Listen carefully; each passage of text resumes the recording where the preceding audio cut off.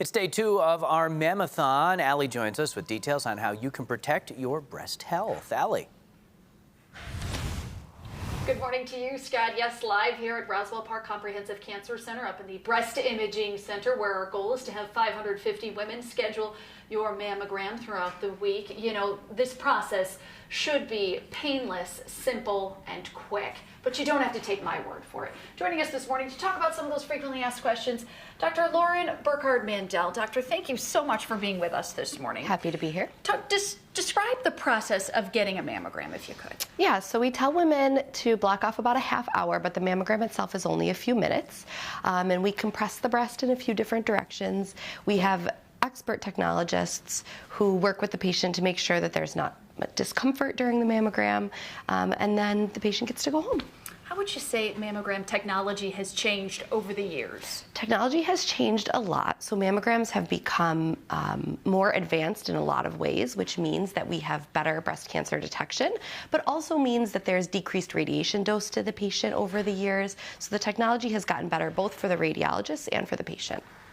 When I'm scheduling my appointment, you know, are there other things I should be considering if I'm pregnant or if I'm breastfeeding? What about wearing deodorant? You know, all those things that probably goes through a woman's mind when she's scheduling an appointment and then, you know, actually going to the appointment. Yeah, we give no recommendations here at Roswell regarding deodorant, so we don't have to worry about that. Pregnancy is not a contraindication to a mammogram if it's necessary for a woman, but it's definitely a conversation to have with your ordering provider, and a conversation we're happy to have with you down here as well.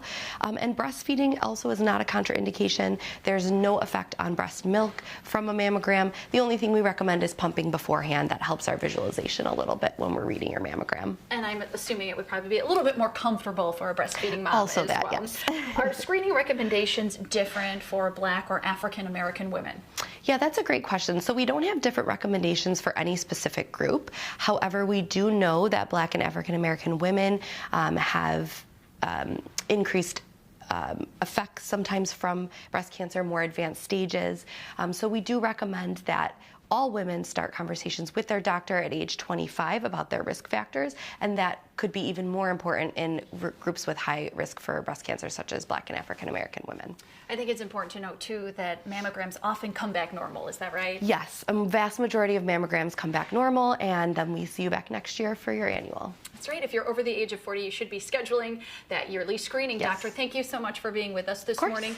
We're making it simple for you to schedule your mammogram. There's a QR code on your screen right now. You can also call 1-800-ROSWELL or go to roswellpark.org/mammo to make that appointment. But again, that QR code will make things simple. You just grab your phone, you scan the QR code on your screen, and you're able to schedule your mammogram.